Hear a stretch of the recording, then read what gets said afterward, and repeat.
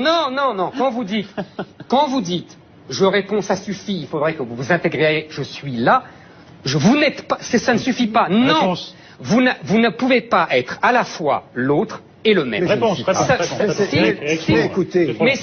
Mais non, c'est pas trop. Je suis désolé, c'est un problème fondamental. Je rappelle que les invités sont là. Bah oui, en l'occurrence, il n'y a jamais dans mon discours une question de l'autre qui est le même. Mais non, mais laissez-moi terminer. Bah non, mais parce que c'est faux.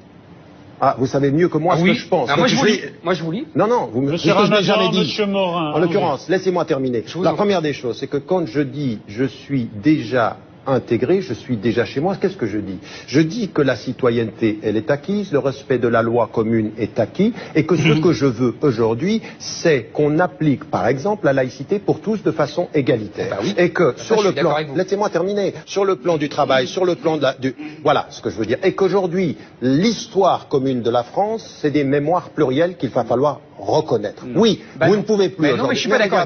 Excusez-moi, je suis pas d'accord avec vous. Non, mais parce que vous faites en fait un blocage sur la mémoire de Français qui sont français autant que vous, qui sont juste immigrés de moins longue date parce que vous êtes aussi immigrés et qui ont intégré à la mémoire française la mémoire de l'Algérie, du Maroc et autres. Et ça fait partie de la France. Ça c'est un. Donc il n'y a pas d'autre. Ça c'est la France. C'est vous qui décrivez l'autre parce que vous avez réduit la France. Deuxième élément. J'ai pas terminé. Deuxième élément qui me paraît aussi déterminant ici, c'est que quand je dis arrêtez de me dire systématiquement intégrez-vous, regardez ce qui est en train de se passer. Je vous dis pas intégrez-vous, je vous dis assimiler. Non, mais assimiler c'est quoi? Assimiler c'est que je fasse quoi? Je vais vous donner un exemple. Que je ne pratique plus ma religion? Pas du tout. Ou que je change mon prénom? Pas du tout. Vous aimeriez que je m'appelle Eric avec la tête que j'ai? Absolument, par exemple. Oui. Mais moi aussi j'ai une tête, mais ça c'est un argument bidon, monsieur Ramadan. Non.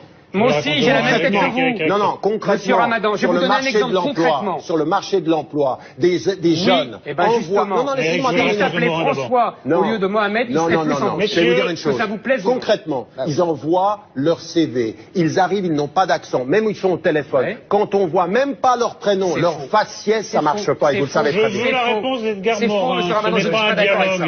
J'ai le même faciès que vous, on est sémites tous les deux. Je suis désolé. À vous dire que je reprends la formule de Jaurès disant un peu d'internationalisme éloigne du patriotisme et beaucoup d'internationalisme rapproche du patriotisme. Et Jaurès disait la nation est le seul bien pour citoyen du monde ne m'empêche pas d'être profondément citoyen français. Ça ne m'empêche pas d'avoir mes ascendances qui sont juives, qui sont espagnoles, qui sont italiennes, mais je suis fondamentalement français, mais j'ai plusieurs facettes dans mon identité. Alors, c'est vrai que la solidarité nationale, mais ça, j'ai jamais nié, parce que vous avez caricaturé mon propos. Heureusement que j'ai mes œuvres pour moi. Alors, maintenant, je veux dire que c'est vrai qu'il y a une solidarité. Mais nous sommes entrés dans une époque de solidarité de tout le genre humain. Nous vivons les mêmes périls, les mêmes problèmes, et c'est ce côté qu'il faut du coup rendre compte. Alors, voilà un petit peu, il faut être européen, il faut être citoyen du monde. Et moi, je pense que c'est ça, mais je pense que même l'Europe est une province de la planète, que la France est une province de l'Europe, mais je ne nie pas du tout ni l'État national, ni la réalité, ni la culture française. Mais ce que je veux dire, c'est que dès que la France s'est constituée comme nation, elle était multiculturelle. Non. Parce qu'il y avait les Flamands, il y avait les Alsaciens, il y avait des gens des peuples qui ne parlaient pas la même langue, mais qui étaient très différents. Attendez, ils ont été francisés en cours de l'histoire. Ils ont été francisés sur 1000 ans. Bah oui. Elle est une et multiculturelle. Non, elle est dans la constitution du Maroc, par exemple, le Maroc est multiculturel parce qu'il y a les Berbères, il y a les Français, il y a les autres. Ça fait multi-ethnique, vous confondez multiculturel et multi-ethnique. Brésil. Mais la ça n'a rien à voir. Écoutez, il faut comprendre que l'unité va de pair avec la diversité. Eric, on avance. C'est l'unité dans la diversité et la diversité dans l'unité. Messieurs, contrairement à ce que dit Zemmour, vous avez des points de désaccord. Moi, j'en ai relevé au moins, et pas des moindres. Non, mais sur la laïcité, vous ne dites pas exactement la même chose sur la laïcité. Vous tenez, Tariq Ramadan, à distinguer entre laïcité et laïcisme, et Edgar Morin n'est pas tout à fait sur la même ligne. Alors d'abord, votre définition de la laïcité. Non, oui et non, parce qu'au départ, il a exposé la laïcité, et moi, ce que j'ai mis en évidence, c'est que ce que j'aimerais, ce qu'est la laïcité du point de vue historique et du point de vue légal, c'est l'application égalitaire sans qu'une religion s'impose à l'État, et la gestion égalitaire de tous les cultes. Et ça, je le veux. Je demande à la France de l'appliquer. Ce qui me gêne aujourd'hui, c'est que, eu égard pas simplement à cause de l'islam, à cause de la relation de l'État avec le catholicisme, à cause en l'occurrence de toute la relation qu'il y a même avec le colonialisme, c'est-à-dire cette confusion qu'il y a aujourd'hui entre l'origine arabe ou africaine et l'islam. Et ça, il faut complètement l'opposer. Edgar Morin le dit très très bien, je suis d'accord avec lui sur ce point-là, c'est d'abord des personnes, des individus, donc il ne faut pas les réduire à leur religion. Et on en est arrivé aujourd'hui sur la question de la laïcité, chez certains intellectuels, à confondre le cadre qui devait permettre le pluriel à un cadre stigmatisant qui stigmatise la religion musulmane et qui, pas seulement la religion musulmane, qui voudrait que la laïcité soit finalement une laïcité de combat qui ne veuille plus le religieux, comme si le religieux devait disparaître. Je suis pour la visibilité de tous et non pas la disparition de tous, mais dans un cadre pluriel. Et ce que je veux à l'école, et on en a parlé de cela aussi dans le livre, c'est l'enseignement du fait religieux. Il est important, pourquoi? Parce que quand vous vivez en France aujourd'hui, vous rencontrez des hindous, des bouddhistes, des juifs, des chrétiens, des musulmans, des athées, des agnostiques, et vous leur dites vous êtes libres. On n'est libre que quand on a la connaissance de la diversité, et faire que cette pluralité se soit dans l'ignorance, ça crée exactement ce que crée Zemmour par son discours, des conflits. Vous avez plus un problème en fait avec votre idée de la France qu'avec... Il va vous répondre, mais d'abord Edgar Morin. Écoutez, sur la question de la laïcité. La laïcité, pour moi, elle est fille de la pensée critique et interrogative de la Renaissance, fille des Lumières. Et si vous voulez, la laïcité n'a pu s'imposer qu'en refoulant le pouvoir hégémonique, le pouvoir inquisitorial, le pouvoir prohibitif de la religion. En ce qui concerne la France, c'était le catholicisme. La laïcité, c'est d'abord une conquête de la liberté. Ça, c'est un point principal. Maintenant, je dis que dans la laïcité française, elle a besoin de se ressourcer à sa source interrogative et critique. Pourquoi? Parce que les instituteurs du début du XXe siècle croyaient que la raison, la démocratie, le progrès allaient ensemble par une loi inéluctable de l'histoire. Ils ne se rendaient pas compte qu'il y avait des maladies de la raison, que la démocratie était fragile, etc., que le progrès n'était pas une loi de l'histoire. Donc il faut régénérer la laïcité. Et en ce qui concerne l'enseignement, comme depuis la préhistoire, il y a des religions, et dans toutes les sociétés, même les plus techniques, il y a des religions, le fait religieux est un fait anthropologique qui nous intéresse sur la société et l'humanité. Alors, voilà ma laïcité. Très bien. Monsieur Morin, quand vous faites l'historique de la laïcité, la Renaissance et Lumière, je suis tout à fait d'accord avec vous, et vous oubliez simplement que, en fait, elle naît dans le christianisme, dans la phrase de Jésus, il faut rendre à César ce qui appartient à César et à Dieu ce qui appartient à Dieu, dans l'histoire du Moyen-Âge européen, qui est le conflit entre le pape et le roi, avec ces deux pouvoirs, dans même la naissance du christianisme, qui fait que dans 3 ou 4 siècles, elle ne s'est pas identifiée au pouvoir puisqu'elle était dissidente par rapport à l'Empire romain, toutes ces choses-là que n'ont absolument pas connu l'islam, qui a toujours confondu le pouvoir temporel avec le pouvoir religieux, qui n'a jamais connu cette séparation des deux pouvoirs, jamais, et qui en plus a fait une société complètement régie par le Coran, une société religieuse, et qui, je dirais, quand vous dites tout à l'heure, vous dites je veux la visibilité de tous, ça prouve que vous n'avez rien compris à la laïcité. La laïcité, c'est justement... la disparition de tous. Exactement. Dans le privé. Ça veut dire que... Oui, ça veut donc dire on que là... Vous voulez plus d'églises, de synagogues, non, de pas du tout. Pas du tout, monsieur Ramadan. C'est ça, l'invisible. Non, pas du tout. Ça veut dire que... Vous êtes dans la ligne de l'UDC suisse qui dit enlever ce minaret que je ne voulais pas. Absolument. Ah ouais, vous êtes quand même le dire que vous étiez très proche de l'extrême droite. Je suis contre les minarets, absolument, et je vais vous dire pourquoi. Vous êtes très proche de l'extrême droite. Mais c'est pas grave, peu importe des étiquettes, monsieur Ramadan, moi je vous traite pas de diable et d'islamistes militants, et je dis pas que vous mettez des bombes partout. Alors, je m'en moque de vos étiquettes, mais je vais vous dire, au XIXe siècle, quand les juifs et les protestants ont fait des temples et des synagogues, on les a obligés à mettre leurs églises, leurs temples, leurs synagogues dans les immeubles, pour que justement il n'y ait pas de visibilité à l'extérieur. Je ne vois pas pourquoi les mosquées n'auraient pas le même régime. Donc je suis contre les minarets. Attendez, je finis. Et simplement, quand vous nous dites qu'il y a un problème, parce que vous dites que j'ai un problème avec la France et avec l'islam, mais vous avez un problème avec la réalité.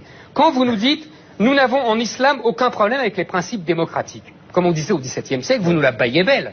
Parce que, dans l'idéal, vous nous inventez un islam qui n'existe pas, qui n'a aucune réalité. Dans la réalité, il n'y a aucun pays musulman qui soit démocratique. Eric, on a compris où tu veux en venir. Non, mais c'est quand même important. Oui. Dans la réalité, c'est... Attendez, mais vous pouvez pas simplifier les choses comme ça. Je simplifie pas. Il n'y a pas de pays... Il y a l'idéal, ramadanesque, et il y a la réalité de l'islam. D'abord, premier élément, ce que vous dites de l'islam sur le fait de la séparation des autorités, vous devriez peut-être lire un peu Alain de Libera et lire un tout petit peu toute la réflexion qu'il y a... Moi, j'ai lu Bernard Lewis, Bernard Lewis, il dit, quel est le problème avec l'islam? Il a un problème avec l'islam, vous êtes deux. Donc maintenant, laissez-moi terminer. Laissez-moi terminer sur cet élément-là. Sur l'histoire de la séparation des autorités, c'est aussi vieux que l'islam, et je le dis dans les livres, vous devriez lire d'autres livres. Deuxième élément, c'est sur les questions de... Vous me dites, il n'y a pas de pays majoritairement musulmans qui soient démocratiques, pas il y a de pays arabes. Qu'est-ce que vous dites de... La Turquie. Non mais la Turquie, elle l'est un peu plus. Oui, le Sénégal, c'est pas majoritairement musulman. L'Indonésie, c'est pas majoritairement musulman. Le Malaisie, la Turquie. Mais vous avez une histoire... Vous lisez les livres comme vous regardez Le Monde, c'est-à-dire de façon réductrice pour... confirmer ce que vous vouliez montrer avant. Alors évidemment, quand on regarde Le Monde avec les arguments qu'on avait avant de le regarder, on ne regarde que ce que l'on voulait chercher. Deuxième élément, si je peux me permettre, c'est sur la question de ces principes de la démocratie. Ce que je dis aujourd'hui, c'est que nous devons regarder aussi l'histoire. Je défends, pour ce qui me concerne, un État civil démocratique partout. Mais ce que je veux aussi, c'est que nous, dans le monde arabe, nous soyons autocritiques sur les perversions des dictatures. Aujourd'hui, on n'a pas de démocratie participative. Dans le monde arabe, on a des dictatures participatives. Exemple, l'Algérie aujourd'hui. Mais le problème que j'ai aussi, c'est que ce que j'aimerais, c'est que de là où vous êtes, patriote français, vous ayez le discours critique par rapport au gouvernement français qui a soutenu des dictatures en Tunisie, soutenu des dictatures. Mais ça, c'est de la géostratégie, j'en ai rien à faire. C'est de la réelle politique. Messieurs, le général de Gaulle soutenait des dictatures, j'en ai rien à taper. Eric, je ne me soucie pas des régimes à l'étranger, moi. Messieurs, je me soucie de mon régime en France. Vous venez de me dire qu'il n'y a pas de pays majoritairement musulmans démocratiques. C'est parce qu'on discute de l'islam. Contradiction. Non, pas du tout. Interdiction de déborder. Une question pour chacun d'entre vous. Est-ce que les Français de confession musulmane sont démocrates? Il faut leur demander. Je vous le demande à vous. Ils ont un problème avec la démocratie. Moi, je pense que le Coran a un problème avec la démocratie et l'islam. Non, les citoyens, si citoyens français, ils peuvent voter. Edgar Morin a la parole. J'en sais rien, moi. Merci de l'avoir reconnu. Nous avons besoin d'un minimum de réflexion historique. Il faut se rappeler que l'Église catholique a été d'une intolérance formidable au Moyen-Âge et même au-delà. Et que dans le fond, c'est en son nom qu'ont été expulsés ou convertis les juifs ou les musulmans un peu partout. Alors qu'à la même époque, l'islam était tolérant pour les chrétiens. Non mais attendez, qu'est-ce que je veux dire? Je veux dire que tout ceci doit être historisé. Le stade où nous sommes arrivés, c'est pas le stade où est arrivé l'islam, parce qu'elle a été congelée par le colonialisme, par l'immobilisme, par tout ça. Elle n'a pas été congelée par le colonialisme, ce Morin. Elle a été congelée par lui-même. L'islam a été congelé par lui-même. C'est les musulmans qui ont décidé de fermer la porte de l'interprétation. De quoi vous parlez? Mais oui, mais vous savez très bien de quoi je parle. Mais vous savez très bien la petite semaine. Il n'est pas fermé. L'Ijtihad n'est pas fermé. Le mot de la fin est pour vous. L'islam est resté immobilisé, congelé historiquement après les grandes époques de Perse, d'Irak, etc., et de Grenade et d'Andalousie. Maintenant, cet état historique, nous l'avons dépassé en critiquant et en dépassant le catholicisme et en affaiblissant la laïcité. Et tous ceux qui veulent, comme Tariq Ramadan, non pas la laïcité, mais qui veulent un système humaniste. Et je viens sur ce mot d'humaniste et qui reconnaît la pleine humanité des autres. Tous ceux qui font un effort pour dire qu'on n'interprète pas littéralement, parce que ceux qui interprètent littéralement la Bible, ils vont justifier le génocide qu'a fait Josué, n'est-ce pas, en massacrant les Cananéens. Je veux dire qu'on interprète la Bible, on interprète les évangiles, on doit interpréter aussi le Coran. Et bon, mais voilà. C'est la parole de Dieu. Mais laissez Dieu directement. Merci messieurs, cette réunion des trois monothéismes fut extrêmement stimulante. Je renvoie vers votre livre d'entretien au péril des idées, c'est aux presses du Châtelet. Mais après avoir parlé politique, géopolitique ou laïcité, il est enfin temps d'aborder les choses sérieuses. Le football, c'est l'une des plumes les plus expertes et les plus redoutées du journal L'Équipe. il vient de faire paraître Petites et grandes histoires de la Coupe du Monde. Mais pourquoi fallait-il inviter Vincent Duluc? La réponse en 5 points et pas un de plus. Esprit des choses qui n'ont jamais été dites. C'est normal, c'est fait pour ça. Monsieur Ramadan. Non, non, attendez. Voilà, écrivez un livre sous mon nom. Non. Quand vous dites, je réponds, ça suffit, il faudrait que vous vous intégriez, je suis là, vous n'êtes pas, ça ne suffit pas. Non. Vous ne pouvez pas être à la fois l'autre et le même. Écoutez. Mais non, c'est pas trop. Je suis désolé, c'est un problème fondamental. Je rappelle que les invités sont là. Bah oui, mais en l'occurrence, il n'y a jamais dans mon discours une question de l'autre qui est le même. Mais non, mais laissez-moi terminer. Bah non, mais parce que c'est faux. Ah, vous savez mieux que moi ce que je pense. Moi, je vous lis. Non, vous me jamais dit. Monsieur Morin. En l'occurrence, laissez-moi terminer. La première des choses, c'est que quand je dis je suis déjà intégré, je suis déjà chez moi. Qu'est-ce que je dis? Je dis que la citoyenneté, elle est acquise, le respect de la loi commune est acquis, et que ce que je veux aujourd'hui, c'est qu'on applique, par exemple, la laïcité pour tous de façon égalitaire. Bah oui. Et que sur le plan, laissez-moi terminer, sur le plan du travail, sur le plan de voilà ce que je veux dire, et qu'aujourd'hui, l'histoire commune de la France, c'est des mémoires plurielles qu'il va falloir reconnaître. Oui, vous ne pouvez plus. Non, mais je suis pas d'accord. Excusez-moi, je suis pas d'accord. Non, mais parce que vous faites en fait un blocage sur la mémoire de Français qui sont Français autant que vous, qui sont juste immigrés de moins longue date parce que vous êtes aussi immigrés et qui ont intégré à la mémoire française, la mémoire de l'Algérie, du Maroc et autres. Et ça fait partie de la France. Ça c'est un. Donc il n'y a pas d'autre. Ça c'est la France. C'est vous qui décrivez l'autre parce que vous avez réduit la France. Deuxième élément. J'ai pas terminé.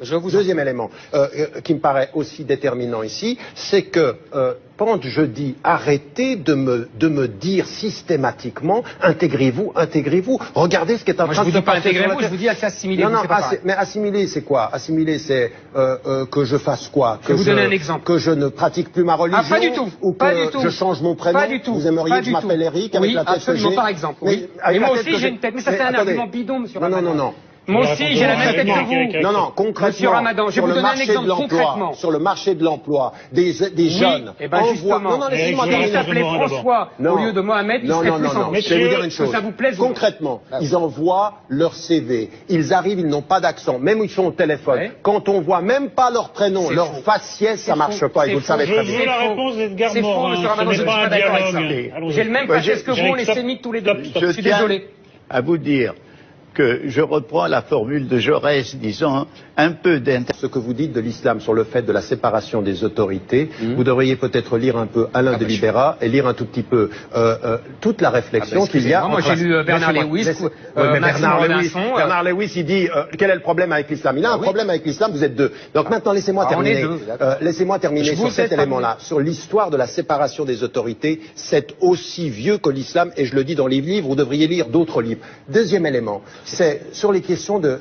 Vous me dites, il n'y a pas de pays majoritairement musulmans qui soient démocratiques, pas il y a de pays arabes. Qu'est-ce que vous dites de... La Turquie. Non mais la Turquie, elle l'est un peu plus. Oui, le Sénégal, c'est pas majoritairement musulman. L'Indonésie, c'est pas majoritairement musulman. Le Malaisie... La Turquie... Mais vous avez une histoire... Vous lisez les livres comme vous regardez Le Monde, c'est-à-dire de façon réductrice pour... confirmer ce que vous vouliez montrer avant. Alors évidemment, quand on regarde Le Monde avec les arguments qu'on avait avant de le regarder, on ne regarde que ce que l'on voulait chercher. Deuxième élément, si je peux me permettre, c'est sur la question de ces principes de la démocratie. Ce que je dis aujourd'hui, c'est que nous devons regarder aussi l'histoire. Je défends, pour ce qui me concerne, un État civil démocratique partout.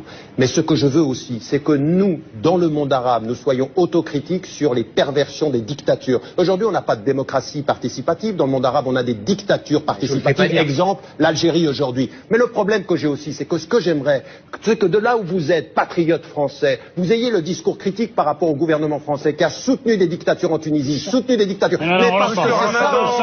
Mais ça, c'est de la géostratégie, j'en ai rien à faire. C'est de la réelle politique. Monsieur, le général de Gaulle soutenait les dictatures, j'en ai rien à taper. Je ne me soucie pas des régimes à l'étranger, moi. Je me soucie de mon régime en France. Vous venez de me dire qu'il n'y a pas de pays majoritairement musulmans démocratiques. C'est parce qu'on discute de l'islam. Contradiction. Non, pas du tout. Interdiction de déborder. Une question pour chacun d'entre vous. Est-ce que les Français de confession musulmane sont démocrates? Il faut leur demander. Je vous le demande à vous. Ils ont un problème avec la démocratie. Moi, je pense que le Coran a un problème avec la démocratie. Répondez à la question. Non, les citoyens français, ils peuvent voter.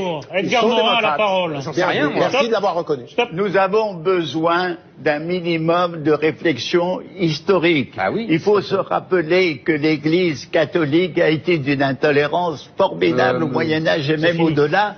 Et que dans le fond, c'est en son nom qu'ont été expulsés ou convertis les juifs ou les musulmans un peu partout. Alors qu'à la même époque, l'islam était tolérant pour les chrétiens. Non mais attendez. La relation de l'État avec le catholicisme, à cause en l'occurrence de toute la relation qu'il y a même avec le colonialisme, c'est-à-dire cette confusion qu'il y a aujourd'hui entre l'origine arabe ou africaine et l'islam. Et ça, il faut complètement l'opposer. Edgar Morin le dit très très bien, je suis d'accord avec lui sur ce point-là, c'est d'abord des personnes, des individus, donc il ne faut pas les réduire à leur religion.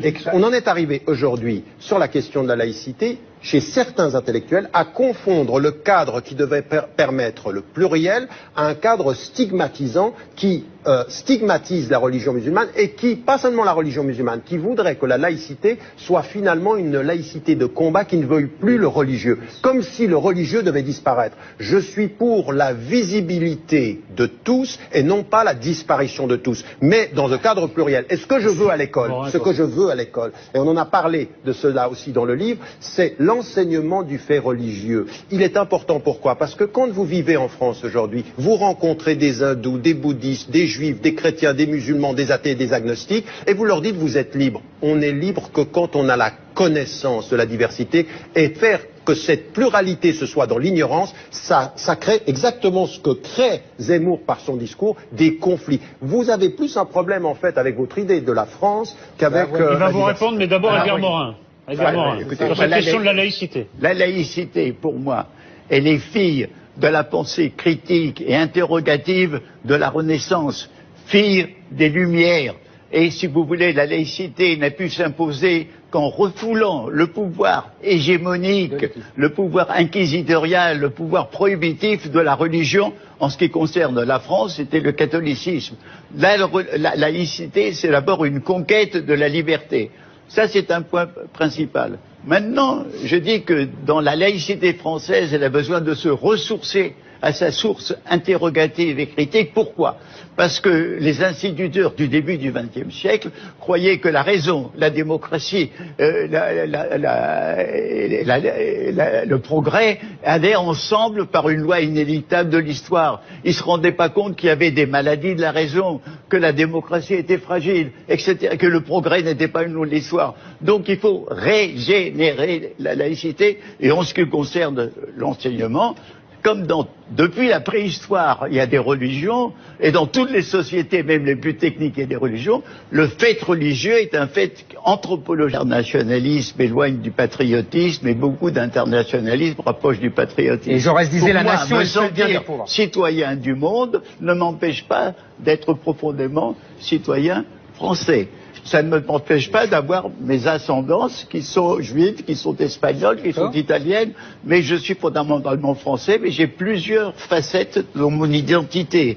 Alors, c'est vrai que la solidarité nationale, mais ça j'ai jamais nié, parce que vous avez caricaturé mon propos. Heureusement que j'ai mes œuvres pour moi. Alors, maintenant, je veux dire que c'est vrai qu'il y a une solidarité, mais nous sommes entrés dans une époque de solidarité de tout le genre humain, nous vivons les mêmes périls, les mêmes problèmes, et c'est ce côté qu'il faut rendre compte. Alors, voilà un petit peu, il faut être européen, il faut être citoyen du monde, et moi je pense que c'est ça, mais je pense que même l'Europe est une province de la planète, que la France est une province de l'Europe, mais je ne nie pas du tout ni l'État national, ni la culture française. Mais ce que je veux dire, c'est que dès que la France s'est constituée comme nation, elle était multiculturelle. Non. Parce qu'il y avait les Flamands, il y avait les Alsaciens, il y avait des gens des peuples qui ne parlaient pas la même langue, mais qui étaient très différents. Attendez, ils ont été francisés en cours de l'histoire. Ils ont été francisés sur 1000 ans. Bah oui. Elle est une et multiculturelle. Non, elle est dans la constitution du Maroc, par exemple, le Maroc est multiculturel parce qu'il y a les Berbères, il y a les Français, il y a les autres. Dans la constitution du Brésil. Mais ça n'a rien à voir. Écoutez, il faut comprendre que